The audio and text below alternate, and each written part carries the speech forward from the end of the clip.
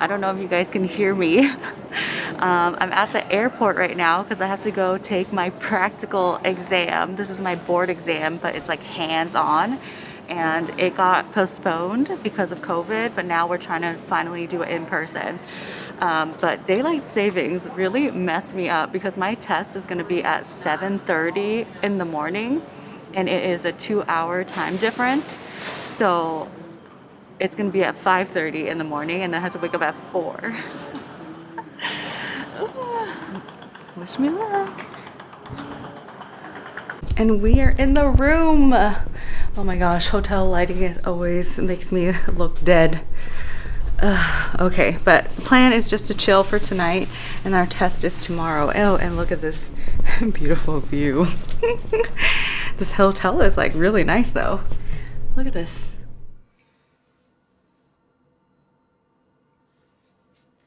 It's too early.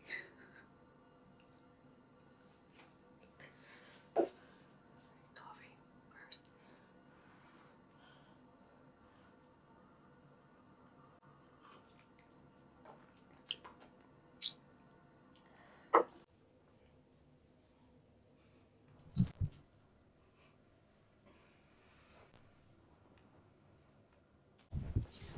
And we passed! We passed! We passed! We passed! Yeah.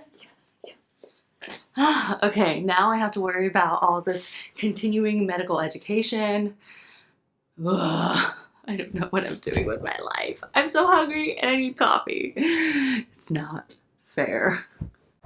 So I finished up at the gym and it is so nice here. I don't know if I said this already, but there's so much like architecture and sculptures. This place is like a museum.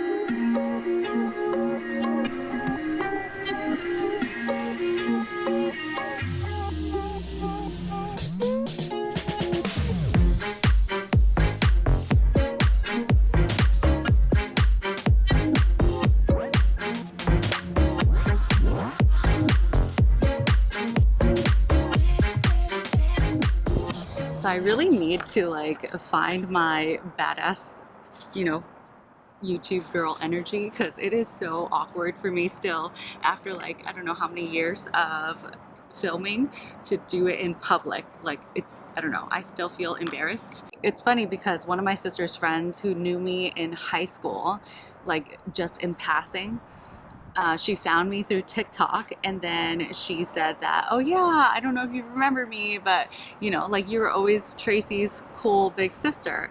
And I was like, what? Like I was cool? No way. Like I never considered myself cool. I was always like awkward. My clothes didn't fit right. Like my mom never bought me like the new hip clothes. And so I was just I was so in my head to even think that I was cool. Yeah. Oh shit.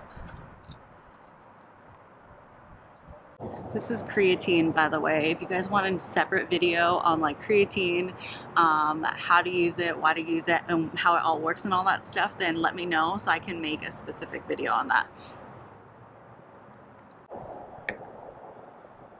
And it doesn't really dissolve well. So it's still like all here. Well, that sucks because it's expensive. So I realized that I never really told you what this test is that I have to do as a doctor.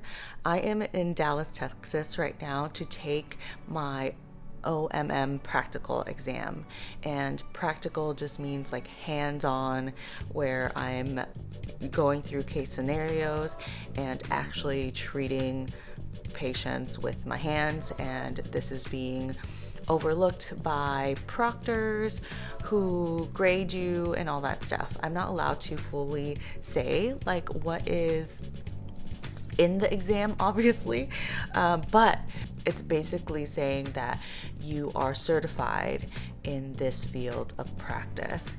So kind of like saying board certified in family medicine, board certified dermatology, same thing. So I passed my written boards already, and these are my practical boards, which is like hands-on boards.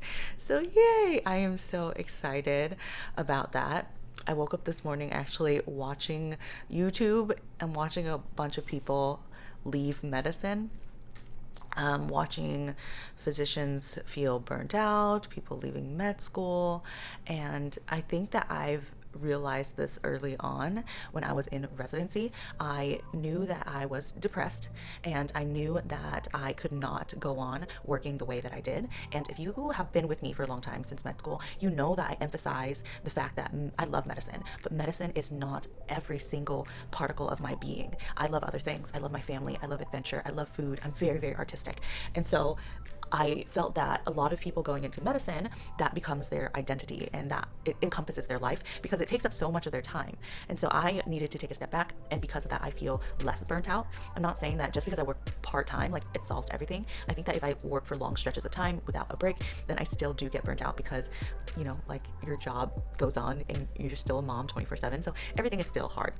I just want to remind everyone that it's better to know your limitations. Like, I feel like we as doctors, after graduating residency, we feel the need to start practice right away, and we feel the need to work full time because we have astronomical amounts of school loans. And I want to emphasize that, you know, if you get burnt out too soon, then you might leave medicine and you will still have all those loans there without an actual source of income to pay those off. It is better to pace yourself.